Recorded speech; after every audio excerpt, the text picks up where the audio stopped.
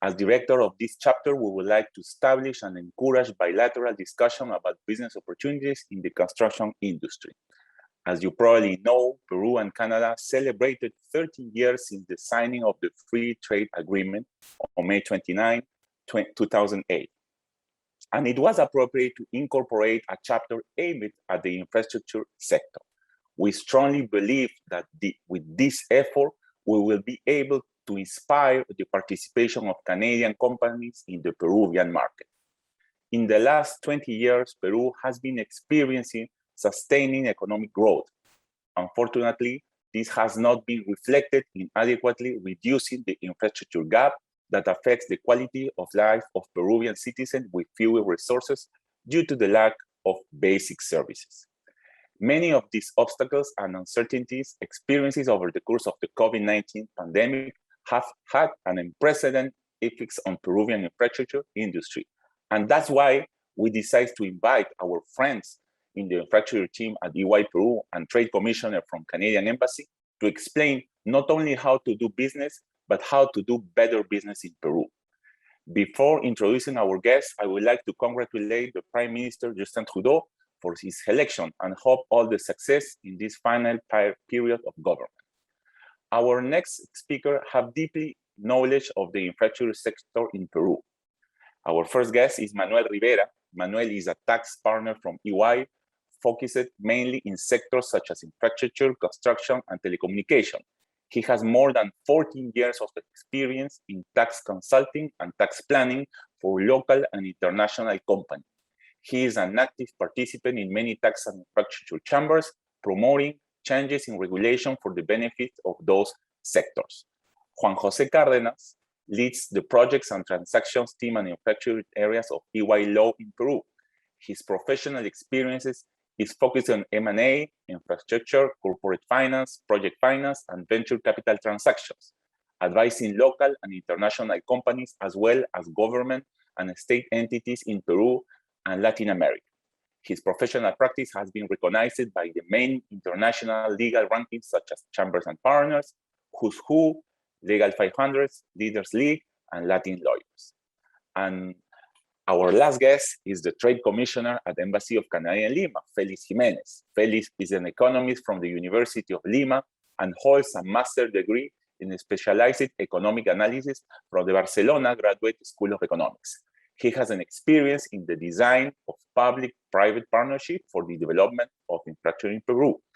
Felix's experiences also includes being coordinator of economic affairs at the Association for the Promotion of National Infrastructure, AFIN, and having performed as technical advisor at the Private Investment Promotion Agency of Peru, Proinversión. He is currently the Trade Commissioner for the Infrastructure, Transportation, and Financial Service sectors at the Canadian Embassy for Peru and Bolivia. Please welcome our guests, and let's start with Manuel. Bienvenido, Manuel. Hello, Luis Felipe. Hello, everyone. Juan Jose is going to begin in this time. Oh, yes. That's perfect. We have to make a last-minute switch. But thanks for the presentation. No, that's correct. And that's correct. We are very happy to be here in this event and to in this opportunity share a little bit about the infrastructure guide that we have prepared a couple of months ago, and that for any company that is interested in assessing potential opportunities in Peru is a good first step to begin. So the next one, please, Mariale. Next one. Yes, here is the guide. This is the QR for the guide. So any of you is able to download it, and review it. Peru, and you can find that information in detail in the guide. It has a infrastructure gap of around $110 billion on a 20-year horizon. It's a huge infrastructure gap, even in the last, I would say, 20 years, we have had a successful experience of several PPP projects in several sectors, but even though there's still a lot of work to do to close this gap. No?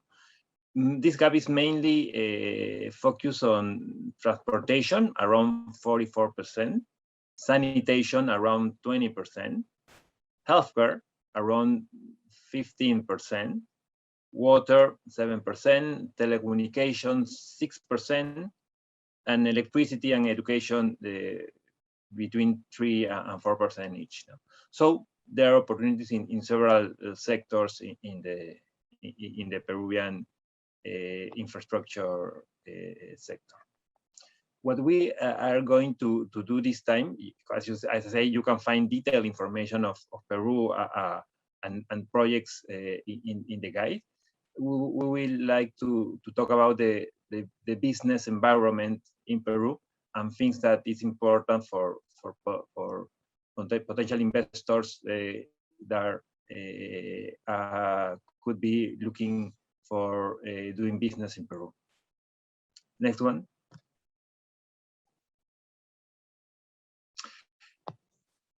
These are like the 8 main principles or rights that guide the treatment of foreign investments in Peru, and are very important because I would say that at least for the last 25 years we have developed a legal and tax environment that is very friendly for investments in Peru. No?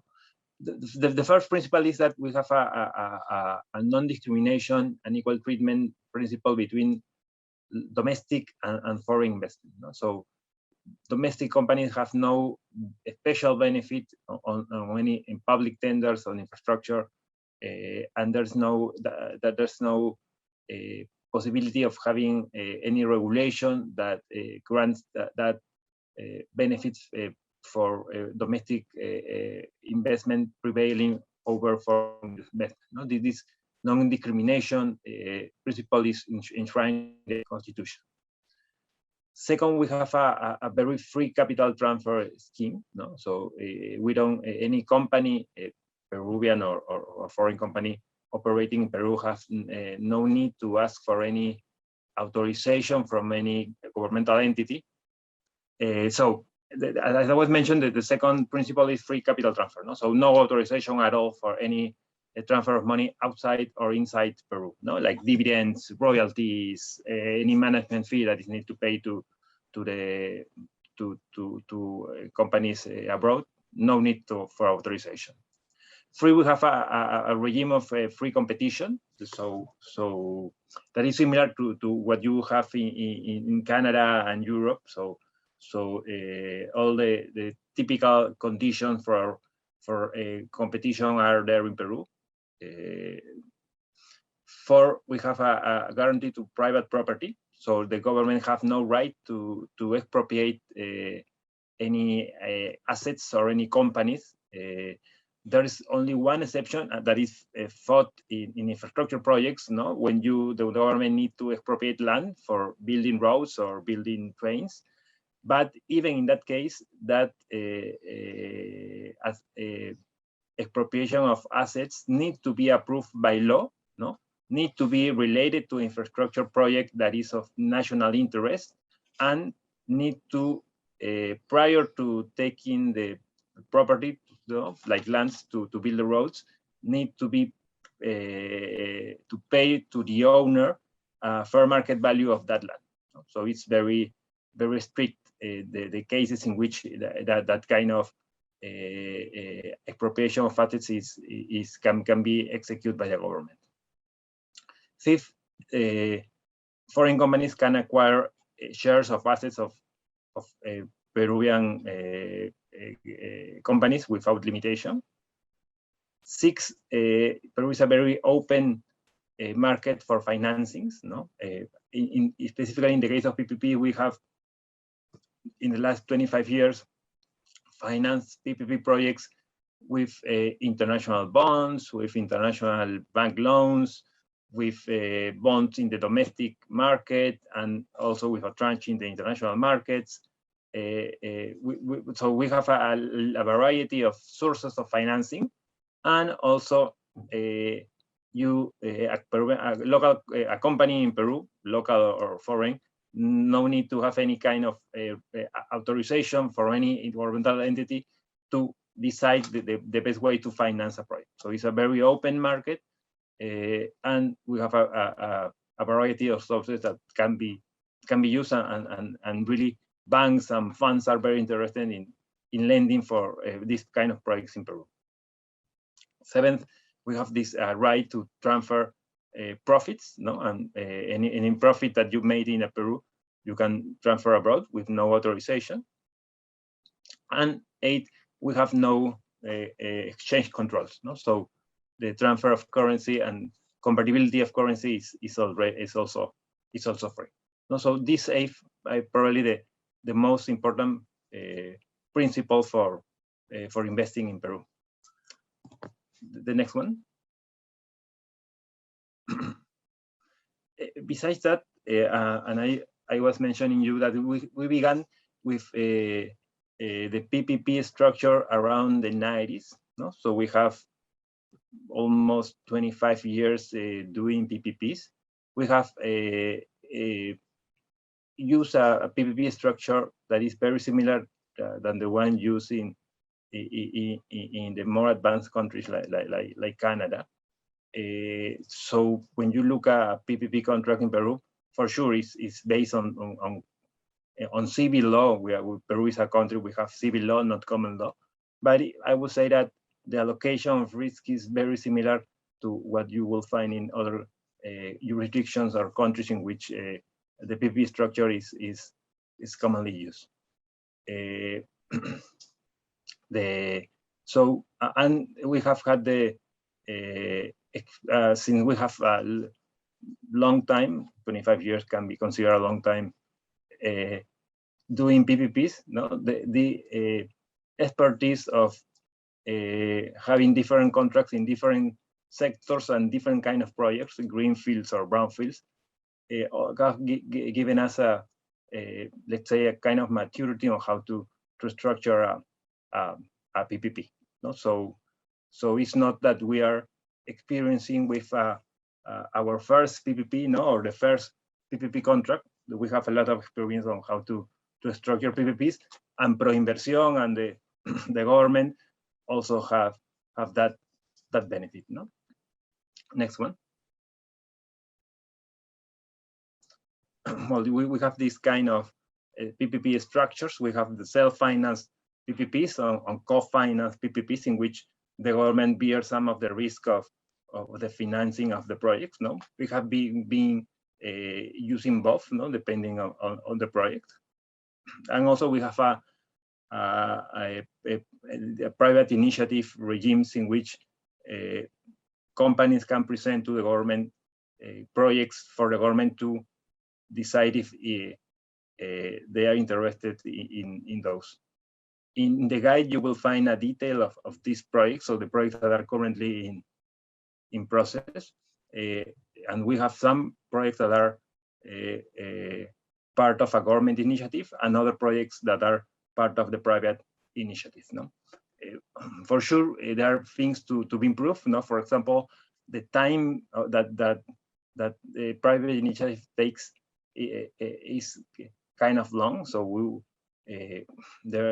are proposing the government things to reduce that time. No, so this mechanism is more efficient than it is now. The following.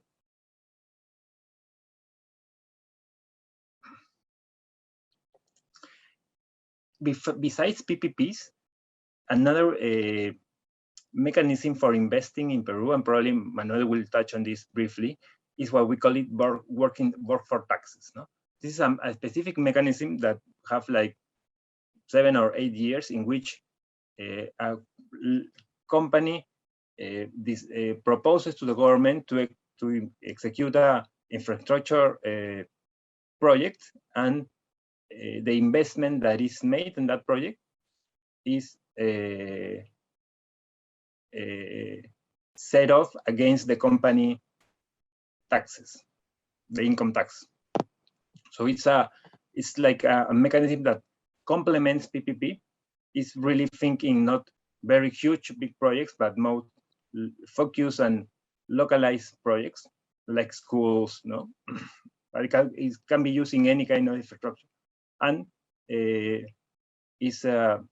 allows to, as I mentioned, to invest and use that investment against the income tax that need to be paid.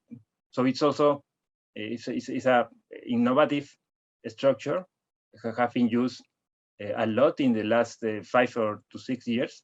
So it's something that you also can take into consideration when thinking about investing in Peru. The following. And finally, in the, I would say, not more than 3 years, we have been using the government, this G2G scheme, the government-to-government agreements, to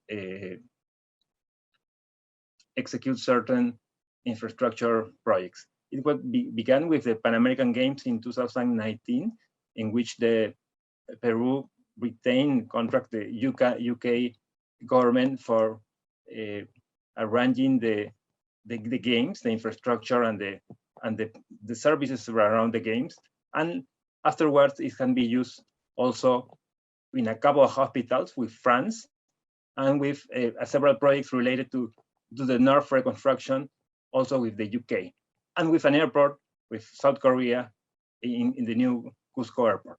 So this is I would say, third scheme in which companies can invest in infrastructure in Peru. No? And at least the last government, previous to this one, announced that they will try to use this G2G scheme for more projects. Next one. This is what I just have described. You can find this information in the guide as well. The following. And that's why I would like to, to explain to you. So I will let to Manuel to speak about certain key tax issues that you will need to know about investing in Peru. Thank you so much, Juanjo. Muchas gracias. Before welcoming Manuel, I just wanted to briefly comment. You mentioned the work of taxes, which is a very, very interesting scheme to work in Peru, because the final client is a private company. So that could be very interesting for Canadian companies that are interested in participating in Peru, even for the first time. Workforce taxes is a very innovative model, and actually is being exported to other countries in the region.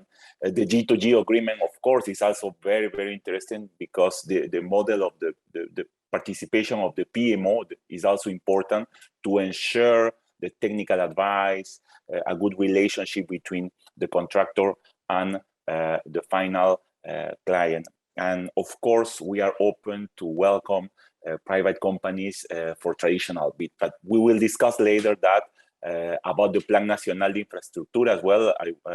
Juanjo, I would like you to comment a bit more later, but let's continue with Manuel. Manuel, bienvenido.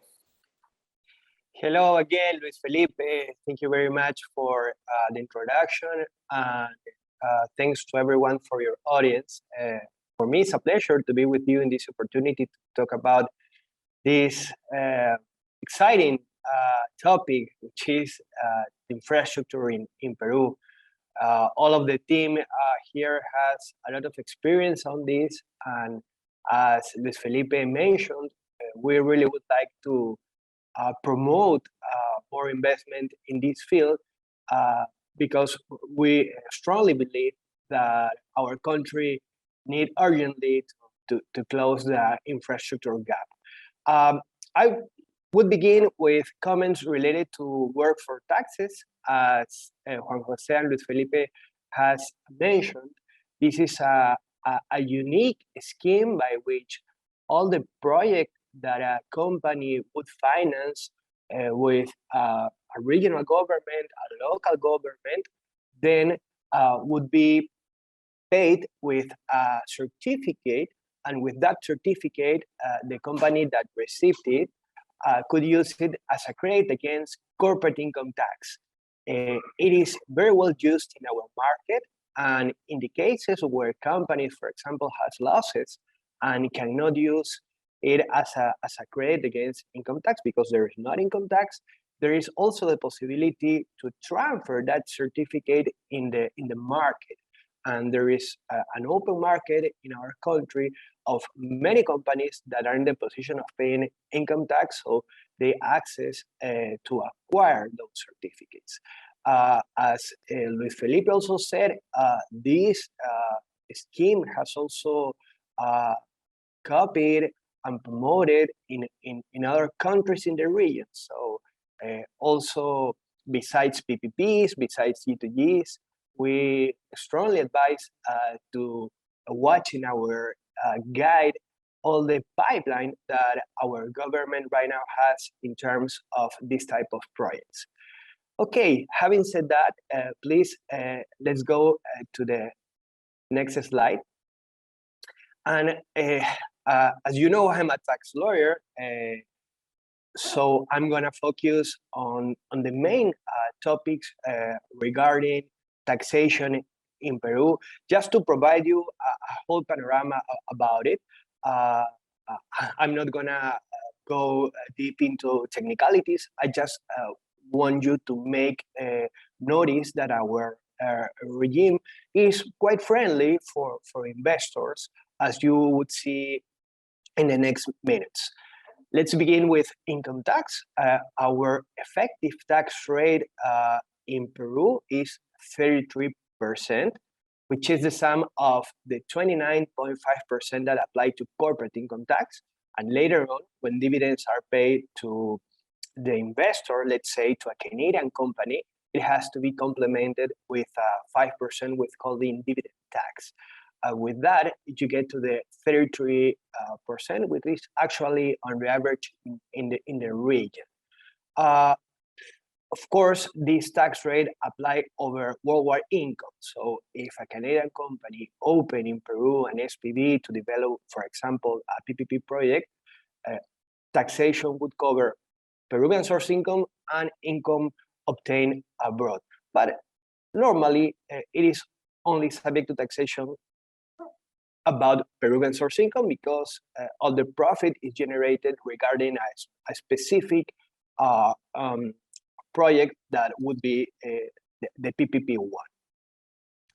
The tax base would include the possibility to deduct all the costs and expenses with some specific rules, but at the end, the tax base would be the profitability of the project.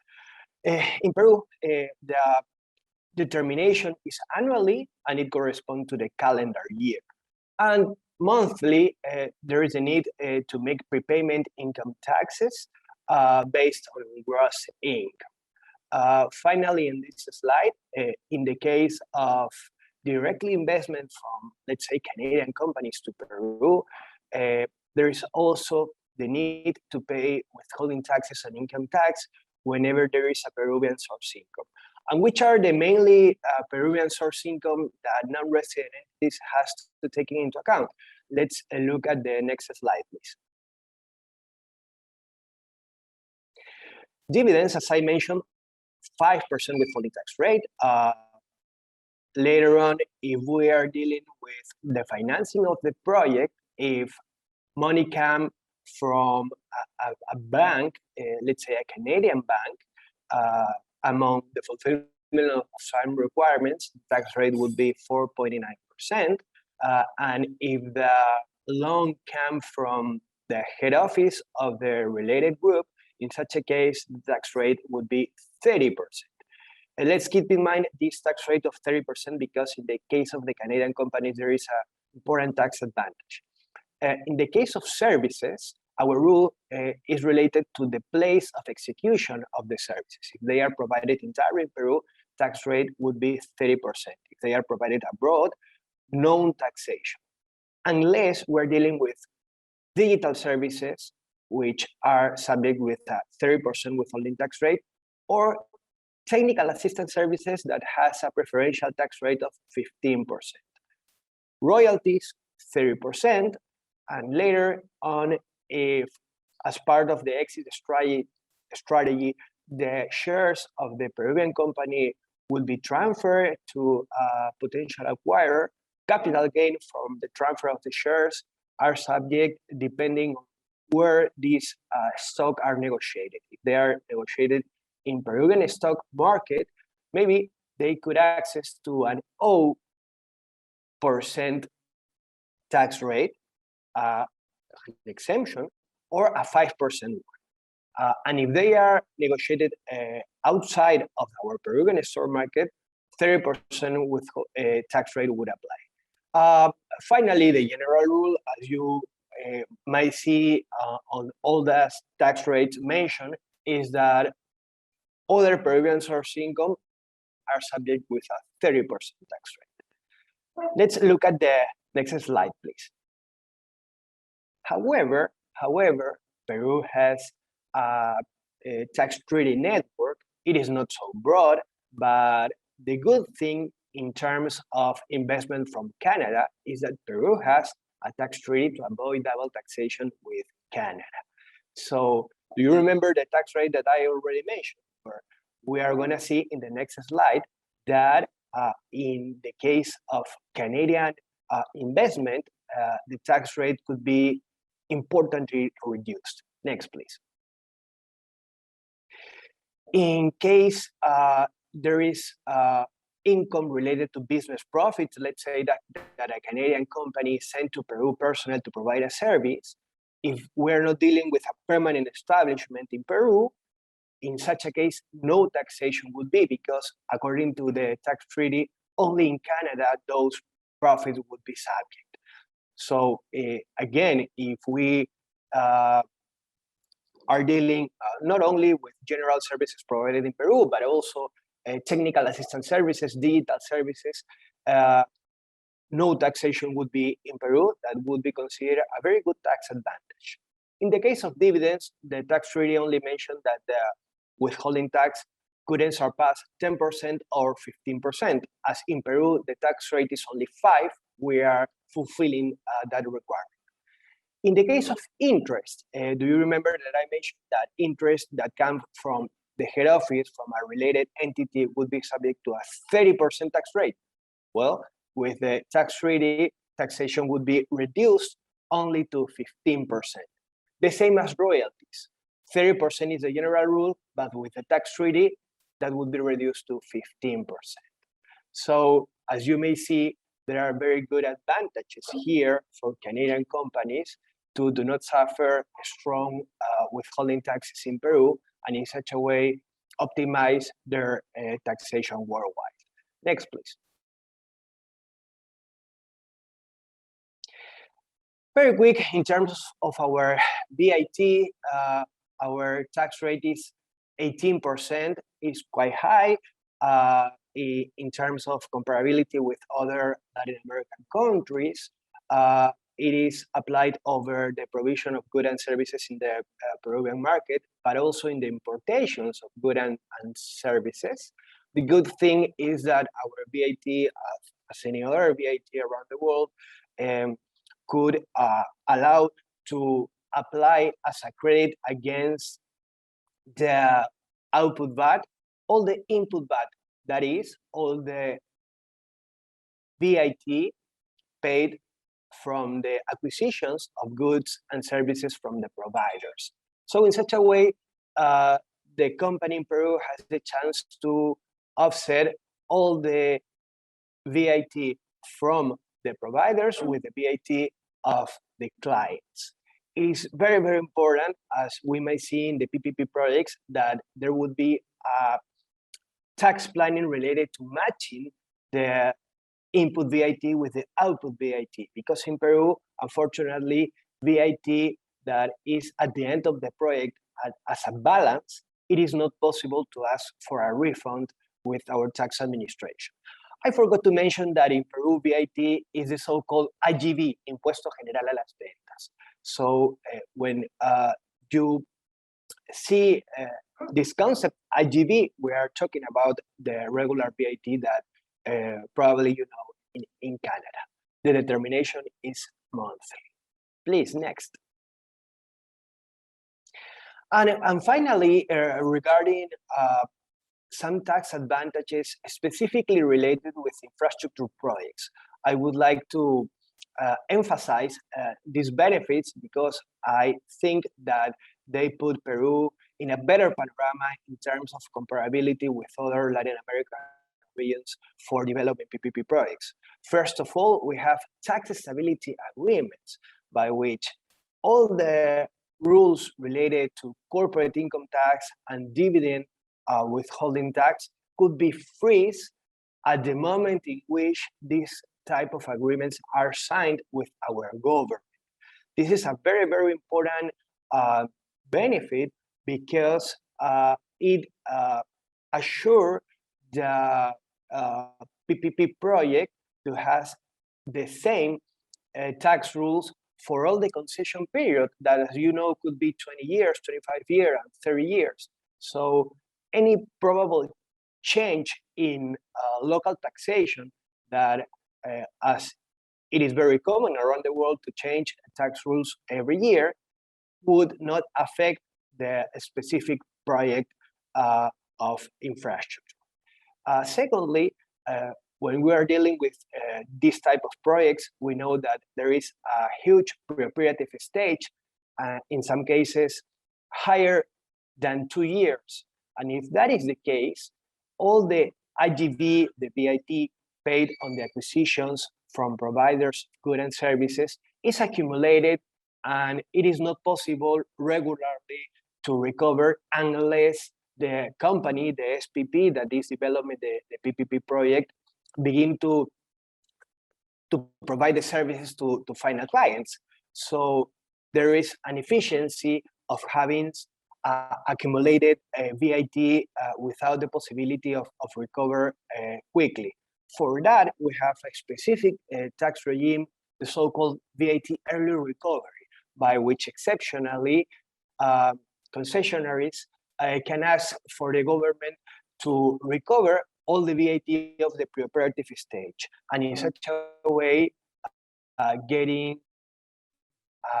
a very important liquidity for the benefit of the cash flow. Third, in Peru, we have some rules that disallow the deduction of interest for regular taxpayers. We have very, let's say, aggressive rules that limit the deduction of those interests. Those rules do not apply for PPP projects because our tax laws recognize that in the specific case of infrastructure projects, they need a lot of funding, and in such a way they block those specific rules that limit the deduction of interest. So all interest can be entirely deducted, that of course would affect immediately the tax base for determination of income tax. And finally, and this is something really important, considering how volatile in some cases could be local currency, is the possibility for foreign investors that has a concession agreement with the government to ask the government to have their accountancy in foreign currency, let's say in US dollars, and in such a way, if there is any type of exchange different gain, that wouldn't be subject to taxation because all the income is going to be recognized in foreign currency. So this is a very important tax advantage that many of PPP developers in Peru right now are using. That is for the time, Luis Felipe. Thank you very much, everyone, for your time. And I'm just gonna finish again showing our front page of our infrastructure investment guide. We strongly suggested you to go in detail in any of its parts, because there is very interesting information about macroeconomics, how to do business in Peru. We have all the infrastructure potential and many of the projects that our government is promoting. And later on, you may have in detail what Juan Jose and myself has mentioned regarding to legal consideration, tax, labor, immigration, global trade, environmental, and so on. So you have there the QR code to scan it. So please go ahead. And if there is later on any type of question, we would be more than glad to answer it. Thank you, Luis Felipe. Thank you, Manuel. And just for the audience, we are gonna send right after the webinar, we are gonna send the PDF version of this guide, which is very, very useful. And we have a few comments, Manuel, but we are gonna discuss a bit later. Our next guest is Felix Jimenez, a dear friend from the Peruvian embassy. He's a trade commissioner, and I'm a witness of all the hard work that the Canadian embassy has been doing for the Canadian companies when they try to do business in Peru. Bienvenido, Felix. Trade Commissioner at the Canadian Embassy in Lima, Peru, in charge of the infrastructure and transportation files. We realize how hard and unexpected this year has been for everybody. And today, if there's one key message I want to get across, is that we are here to help companies navigate their challenges by taking their business global. Today, I want to give you background on how the Trade Commissioner Service, the TCS, can help companies tap into international markets. What the TCS offers. Our expertise and support can help Canadian companies grow around the world, which is why Canada has had trade commissioners abroad for 125 years already. We help companies grow globally through export sales, foreign investment, and other types of international commercial activity. As the world economy deals with the impacts and begins to recover from the COVID-19 pandemic and grow, we're here to help Canadian businesses navigate market changes and challenges to stabilize, build resilience, and grow internationally. We do this through our network of trade commissioners in cities worldwide, and also with our funding and support programs and initiatives. To talk a little bit about our network, one key to your success is our people. We're able to help companies expand around the world and know how business is done in other markets because of our unbeatable network of trade commissioners. And working with us is free. This is a main feature of the TCS. The TCS services are offered free of charge to client companies and organizations that have meaningful economic ties to Canada, a capacity for and commitment to internationalization, and good potential to add value to the Canadian economy. We call companies we serve TCS clients. But what exactly do trade commissioners do to help reduce risk and save time? Well, we provide key market insights and practical business advice. This is particularly important as each country is experiencing different reopening contexts and stages and may experience evolving supply chain disruptions and closures. We also have helped open the door to new business opportunities globally. We identified qualified business contacts, and of course, we resolve complex business problems in foreign markets. We can also help Canadian companies gain a competitive advantage by doing business in a socially and environmentally responsible manner, which can mitigate risks, promote innovation, strengthen a company's brand, and improve their bottom line. Particularly as the Government of Canada expects Canadian companies operating abroad to respect human rights, operate lawfully, and be socially and environmentally responsible. Our TCS network also helps Canadian exporters leverage business opportunities through free trade agreements or FTAs. FTAs help diversify export markets, generate more wealth, and get more Canadians involved in international trade as they can provide competitive advantages. Canada has 15 ratified FTAs in force with 49 countries. Our network of FTAs give Canadian exporters access to 1.5 billion customers across the world, making our country a global trading hub. Business support. Another way that we traditionally help connect Canadian companies with potential buyers or partners is at industry trade events in Canada and abroad through TCS booths, Canada Pavilion, export cafes, and B2B meetings, business-to-business meetings. The TCS also organizes trade missions and business delegations for key trade events or business groups. These help companies explore opportunities and connect with the right business partners and customers in new markets. However, with COVID-19, we've been shifting to offering virtual options. There are also other dimensions of diversity, like diversity in the ownership of companies that are exporting, for example. The TCS is proud to celebrate Canada's rich diversity of exporters and provide support for export-ready and export-active businesses owned by women, Indigenous peoples, visible minorities, LGBTQ2, youth. Also, we offer a variety of services to these groups. For example, group-specific trade missions and events help exporters in inclusive trade group better access their right interlocutors and increase their chances of making a solid connection. Some of these initiatives are tailored to respond to the current needs of large corporations that have supplier diversity programs. Well, that's the message I want to pass to you today. If you want to connect to the Trade Commissioner services, here are our main coordinates, and I will gladly also respond to any inquiries you may have. Thank you very much.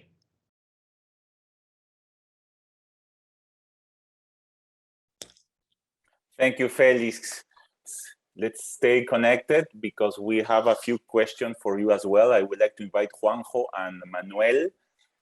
Thanks, guys. It was a great presentation. The comments are good from the audience. And I would like to start with Manuel with a few questions related about the tax perspective. In your experience, Manuel, which suggestion could you provide the audience that might be expecting to develop a PPP project in Peru? Well, that's a good question. Thank you, Luis Felipe. I would divide the answer into different stages. In the stage of bidding and later on in the stage of execution.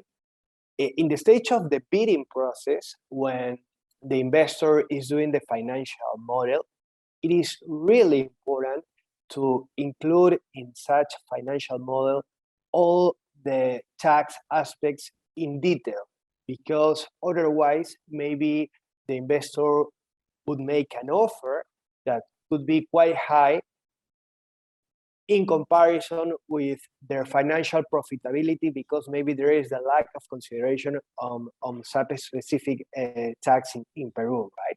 So if in detail all taxation is included, it could provide a better scenario for making the best offer possible, but without renouncing to the real profitability of the project.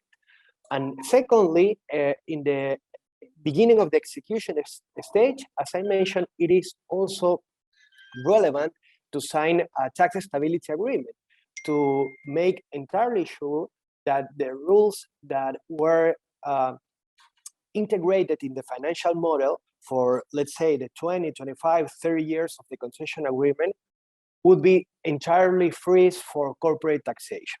This is the most certainty that investors could have in terms of local taxation. Thank you so much, Manuel. I have a few more questions for you, but I'm gonna just jump in with Juanjo to give the opportunity to talk about that. So, Juanjo, I have a very quick question. You mentioned very briefly el Plan Nacional de Infraestructura, but I would like for the audience if you can explain what is the Plan Nacional, the PNIC, and why it is important for Canadian opportunities. Yeah, sure. This plan, the infrastructure plan, national infrastructure plan, is recently with the first plan that we have as a country. No, it was approved in 2019, late 2019. No, and it sets a guide of first, which are the I think it's 52 main projects that need to be developed in the following years. One of them are already there. These 52 projects are in different stages, no? From some in inception, some already near to be tender. No, so it's important because it's the first time we have such a plan. No, it's not a static plan. No, need to be updated periodically. No, we are probably next year we will have an update of that plan. But it's good because set a horizon of which are the projects that need to be developed for the country, and give investors a good guide of what kind of projects that they could expect for the government to tender.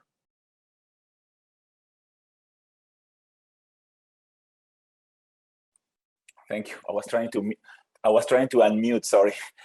There is another question, a very interesting question for Manuel, and from the audience, Alberto Chiang. Do you foresee changes in the near future in Peruvian public policy and Peruvian taxes regarding sending money from Canada to Peru and vice versa? Do you see any foresee changes? I wouldn't be sure about it. We have a very good head in our Ministry of Economy that is trying to promote private investment. And one of the tax advantages and the general advantages that also Juanjo mentioned about Peru is the free transferability of funds. So I would say that at least at this level, it is not part of the Peruvian tax policy that is being evaluated. Mm-hmm. Perfect. And Perfect. Adding to that, Felipe, I also think that it's very unlikely not to have a legal restriction for the current regime that we have, that is very open to sending money in or out the country. So we have these free policies since the 90s. So we don't expect that to change in the near future. And that's why we are all expecting about the new government, waiting for some changes. So I don't believe that it could happen. Manuel, in the case of G2G, which is such a tremendous opportunity to participate, in terms of tax perspective, for the G2G project that are right now operating in Peru, what are the main challenges from a tax standpoint? Well, let's see. You know that in the G2G projects, the foreign government is supported by their delivery team that are local companies of such jurisdiction. So those companies, in our experience, are providing different types of services for the execution of the Peruvian project. Let's say PMO, procurement, engineering, general technical advice, etc. And in the contracts that we have evaluated, not in all cases, all these activities are specifically detailed with their corresponding retribution.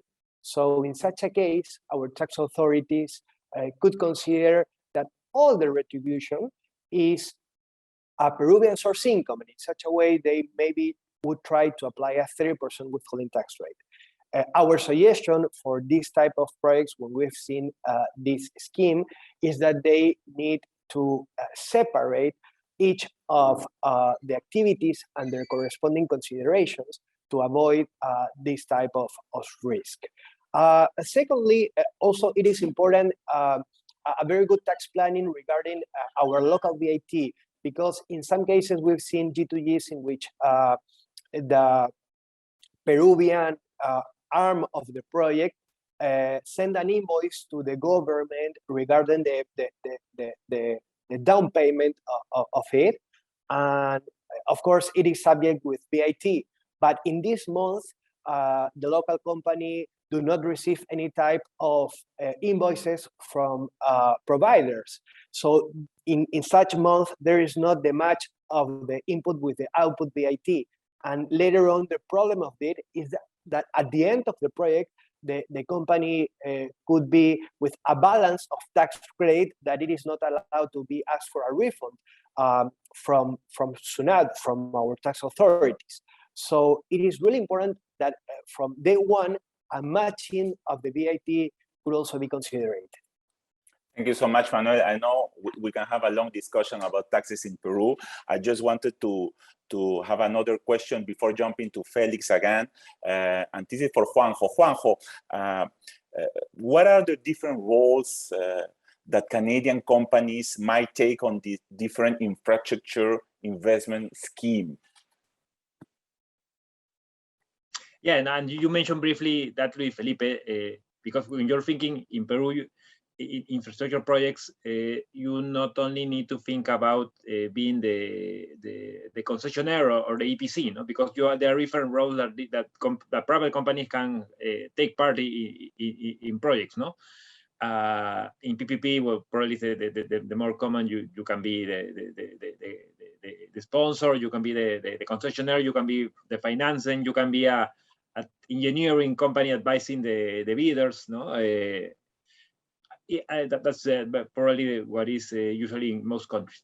In the case of G2G agreements, no, as maybe you know, what the Peruvian government is doing is contracting a private company from the sponsor country, like Canada, for example, in which they select companies that are Canadian that can act as PMOs, no, for assisting the government in developing certain infrastructure projects, no? So there are opportunities not for acting as PMO, for another companies acting as PMOs, no, advising the Peruvian government in that projects. But once the government and the PMOs are selected, you also have the projects, no, can be one project, can be several projects in which you can participate as a CPC, as in the construction of the part. You can participate as financier, no, because those projects will need financing. There are also several schemes that are being developed for financing that kind of projects. And the same occurs in the case of work for taxes, no?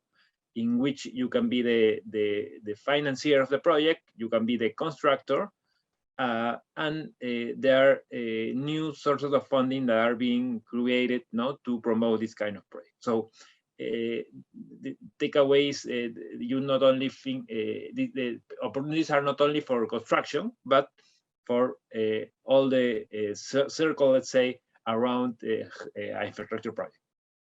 And since the gap of infrastructure is so important, this is a great opportunity for Canadian companies to participate. There are many, many things to do. And as we believe, despite the political situation, we invite Canadian companies to participate, to inquire about the projects, and EY as a firm certainly can help on this. Thank you, Juan Jose, Manuel. Felix, hope you can hear us and hope your connection is better. I have a final question. We are running a bit late now, and we really want to be very respectful about the time. I am a witness of how hard Canadian Embassy in Lima has been working to help Canadian companies. Can you please explain a bit more about what are the main services that the TCAs provide to Canadian companies?